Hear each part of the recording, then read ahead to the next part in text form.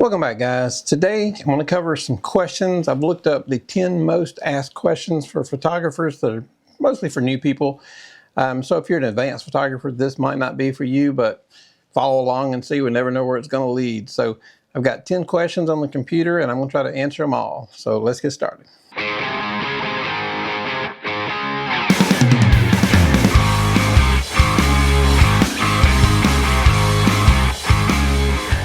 First question, and this question is funny. It's so popular right now. Anyway, it is, how do I get a blurry background? And yes, blurry backgrounds can be beautiful, but they're so overused in this day and time. And sometimes you need to see what's behind you. So, they do make for beautiful pictures at certain times if you got nice bokeh or weddings. But you don't always have to shoot everything as low as your camera will go on your f-stop. Just because it goes down to 1.8 don't mean you have to shoot every picture at 1.8. But anyway, the answer to this question, how to get the blurry background is your f-stop or your aperture. Whatever your lens, whatever the lowest aperture your lens goes to will give you the best blurry background. If it goes down to 2.8, shoot it at 2.8. Goes down to 1.8, go to 1.8. Now also, something else to take into effect. If you're shooting with a wide angle lens, 2.8 is not going to get you a very blurry background. So where a 70 to 210 is going to get you a huge blurry background. So if you've got a wide angle lens, your blurry backgrounds aren't going to be as good. So you want to be probably at least at a 50, preferably an 85, or at least a 70 to get a nice, very pretty blurry background. Just make sure your shutter speed and your ISO match and you're good to go. Just try not to shoot everything with the blurry background because it can be overdone, but it's very pretty when done right. Number 2, how do you select the correct shutter speed? Well, that kind of depends on what you're trying to do. If you want to stop action, you want to make your shutter speed faster. There's a setting on your camera called shutter priority. And let's say you're shooting some kids that are playing in the park. You can put your camera on shutter priority. Take your shutter speed if you're outside. Take it on up to about 1/500th of a second. And let the camera do everything else, and 1/500th of a second should stop the action. If it don't, go on up a little higher. Keep going till you stop the blur. Now, sometimes you want to blur. Say you're trying to, say you're over a bridge in a big city and you want you've seen the pictures with the red tail lights and the headlights, just a long blur. Now with that, you would want a long shutter speed. So with that, you can still go to shutter priority, but you can set that for like a 3-4 second, and then you'll catch those trails. So it kind of depends on what you're doing. Do you want to stop action or do you want to create motion with the shutter speed? So kind of depends on that one. Again, my email's at the bottom. If you have any questions, let me know and I can help you out. But that one kind of depends on if you want to stop, because you can do a lot with shutter speed. You've seen the pictures with like water or milk dropping into a glass of milk and it's splashing up. That's done with a really high shutter speed. So whatever you're trying to do, just know ahead of time, do I want to stop action or do I want to show more motion? That's which way you go with your shutter speed. So hopefully that helps out. Why is my subject soft or out of focus? Well, there's a couple of reasons. If you're using one of the older DSLRs where you have where you roll your dial for the box to focus on, if you're not focused in the right spot, it could be focusing somewhere else. It could be that, back to that blurry background question, if you're shooting down at 1.8, your focus is very critical. If you're using one of the newer mirrorless cameras, that have eye tracking, make sure that you're tracked on the eye, because if you're not and you're shooting 1.8, even if you're focused on the front of the nose, sometimes your ears can get blurry if you're shooting way too low. So be careful with that. So you could have your shutter speed too low and it could be causing blur. So there's a lot of things that will cause your pictures to be blurry. So maybe turn up your shutter speed first. If that don't work, check and make sure your focus points are working. Why do my pictures look grainy or noisy? That's generally caused by a high ISO. Some cameras, especially the older cameras before the mirrorless, if you shot with ISO 1600 or 3200, you're going to get a lot of grain or noise in the image, and you don't want that. Hey guys, I just want to take this second of your time. If you guys would please hit like and subscribe, it would go a long ways toward helping our channel and help us keep making these videos. Thank you. So try to keep your ISO as low as possible. If you're outside, you can go 100, 200 all day long and you'll not see any grain. And the newer cameras like my Canon R6, I can shoot it upwards of 6400 ISO and not get any grain at all. So it kind of depends on the camera you're using to what type of grain you'll get. Now I've got a Lumix G9, which is a micro 4/3 camera, and it shows grain a lot quicker. I try to keep it at about 800 or lower because it's a much smaller sensor and it will show grain. It will show more grain than my Canon R6. So it kind of depends on your camera. If you're in a real dark situation, try to put on a flash. That way you won't have to go with the high ISO. You'll provide your own light. So maybe that'll help you a little bit with why your pictures are grainy. So turn that ISO down to 400, 800. Try not to go over 800. If you have a question about the camera you're using and the grain that you're getting from it, send me an email and I can help you with that camera. So let's try that route.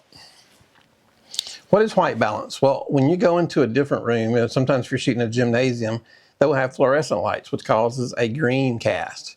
LED will cause, not LED, tungsten will cause a yellow tint. So you'll see a color shift. Now, if you're shooting raw, you don't have to worry about this as much. You can fix it after you shoot the picture, but it's always best to have it fixed ahead of time. So you would want to do what's called a custom white balance if you're having issues. Most cameras nowadays are fine with the auto white balance, but if you do have an issue, go into a custom white balance. And I'll go over that in another video, how to do a custom white balance. But if your pictures are coming out really blue or green or whatever, you've got a white balance issue. So make sure you're set on auto white balance first, and if that's not working, then go into your custom white balances. So what is the difference between RAW and JPEG? Well, JPEG, when you shoot a picture, a JPEG is processed by your camera. Just like in the old days when we shot film, we would shoot the film, we'd take it to the lab, they would process it. Well, shooting a JPEG, when you take the picture, your camera's processing that color and the density and everything of that picture. When you shoot RAW, all that does is collect the data for the image. So when I'm shooting pictures, most of the time, I shoot just RAW, the highest RAW I can get. Now, if I'm shooting something, like I got a prom coming up this weekend, I'll shoot RAW and JPEG because we'll probably shoot a lot. And if the exposures are dead on, I'll just probably use the JPEGs and go from there. That way I don't have to spend all the time editing the RAW. But that's the difference. The camera processes your JPEG, where RAW collects the data, and you have a lot more leeway when you go into edit. You can do a lot more editing on your own. You can do a lot more changes to make it look better. So that's the difference between RAW and JPEG. And I've got some videos coming out on RAW and JPEG soon, so be sure and check that video out because it's very important. I recommend everybody shooting RAW. A lot of beginners go, I don't know what RAW means, so they just shoot JPEG, but you can shoot RAW and JPEG at the same time. We just did a video on this. You can check it out. I'll show you how to do that, because when you do understand how to work RAW, then you can go back to your pictures that you shot at the very beginning and edit those to make them look better than you could than when they were just JPEGs. Do I need to shoot in manual mode to get great photos? You don't have to shoot in manual mode to get great photos. You can shoot aperture priority, shutter priority. Canon has one called FV mode.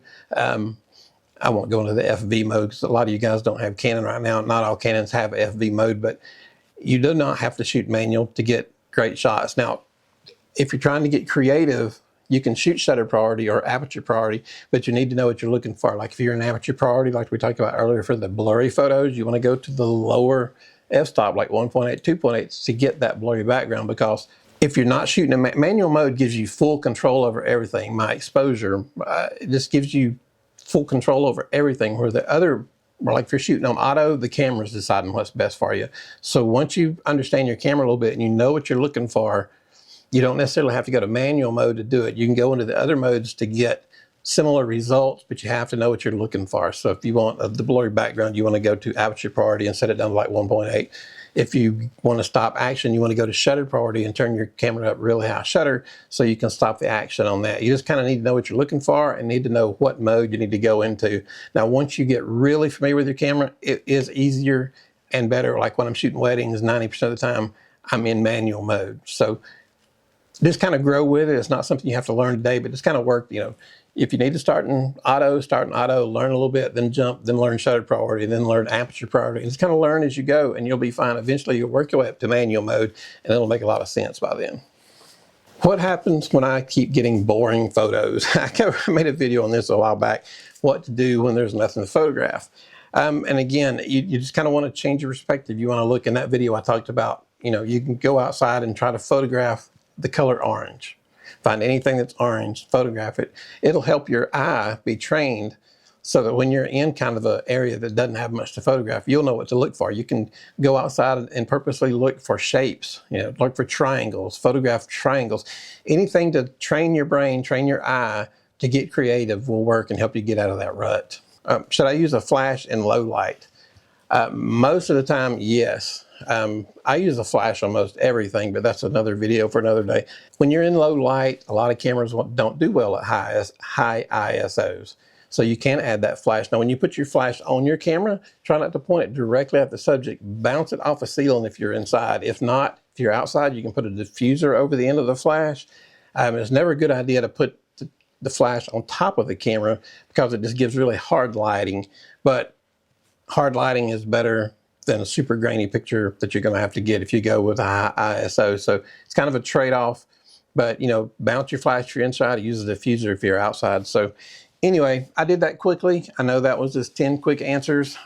But again, if you have any questions, my email's at the bottom. You can send me an email. And even if it wasn't one of these questions, I'll be glad to help answer whatever question you have. Or if I went through these answers too fast or didn't explain exactly where you understood it, just send me that email and I'll be happy to get with you and explain it may be slower or maybe in a different way so that you can get it. So, hey, we appreciate you guys watching. If we're helping you out, hit that subscribe button. Thanks.